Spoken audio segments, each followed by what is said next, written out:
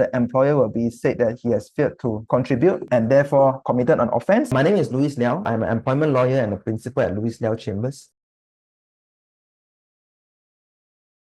Statutory contributions are not discretionary benefits. So those who are new to the HR practice may not know, these are not discretionary. So it is not for you to decide for an employee whether you want to contribute or not. This is a mistake a lot of employers do. To come to an agreement with the employee to not contribute EPF or SOCSO or EIS. Employers make the mistake of saying that when this employee joined the company, we really discussed and we agreed that we both won't contribute because he doesn't want to contribute. I also don't want to contribute. So we both agree. So it should be okay, right? Both parties agree. The answer is no, because the law says that you have to contribute means you have to contribute. Even if both parties agree, you are still in breach of the law when you fail to do so. This is something required by law. So this is something that is not discretionary. This is something that is mandatory. And worse, I've had experience dealing with cases whereby the employee at first say okay and say, hey boss, you give me commission, but we don't deduct EPF for the commission, or they tell boss you pay me a bit higher, but we both don't contribute to EPF. So the employee himself wanted and negotiated for it because the employee don't want to get the net amount, they don't want to get the deducted amount. The employer have happily worked together maybe for 5 years, 10 years, thinking everything is well because both parties agree that there shall not be any contributions. But what happened is that at the end of the employment relationship, something unfortunate happened. Maybe an employee got into a fight with the employer, maybe the employer terminated the employee. So the employee suddenly becomes unhappy with the employer, and the employee then only decides to complain to EPF and say, hey, for the past 5 years, my boss didn't pay me EPF. For the past 10 years, my boss didn't pay me EPF. Of course, the employer will be very unhappy and go to EPF and say, hey, this one, both sides agree. For 10 years, we're not going to contribute. For the past 5 years, we both agree not to contribute. What will happen is EPF will still say, I'm sorry, whatever your agreement, the law is the law. You as an employer, you fail to contribute, you contribute now. Of course, the employee also should be contributing his part because of the employee's contribution, but the employer will be said that he has failed to contribute and therefore committed an offense and have to now pay back. So please remember, because these are requirements by the law, you just have to comply.